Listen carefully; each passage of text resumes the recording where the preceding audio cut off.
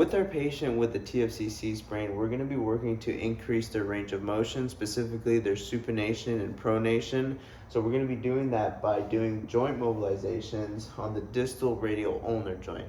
We're going to be doing 2 sets of 6 to 8 oscillations, so movements back and forth. And first, what we're going to do to increase their supination is I'm going to stabilize the ulna right on this side. I'm going to have their arm fully extended, and I'm just going to go back and forth. Because we're doing this early on in early stages, we're going to be staying to grades 1 to 2 and increasing as the patient is more comfortable and not reporting any signs of symptoms or recreation of symptoms. So to be here, stabilizing, going anterior to posterior. And then same thing to increase their pronation, going to be stabilizing the radius and moving anterior to posterior on the ulnar side. Our patient has sustained a TFCC injury. We will begin phase 2, flexibility and range of motion with independent flexion and extension. So our patient will begin with elbow flex and move into extension of the wrist. Next, the patient will move into flexion of the wrist while maintaining elbow flexion. And to increase difficulty, the patient will move into elbow extension to apply more tension on the wrist extensors and the wrist flexors. Our patient will complete this exercise in 3 sets of 12 seconds.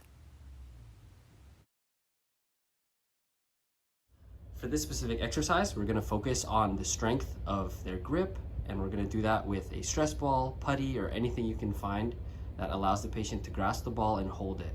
For this specific exercise, we're going to do an isometric hand squeeze. And so the patient is going to squeeze the ball, and he's going to hold that for 15 seconds. And after 15 seconds, he can relax back to neutral, and he can repeat this 2 more times. So we want a total of 3 holds for 15 seconds each on both hands.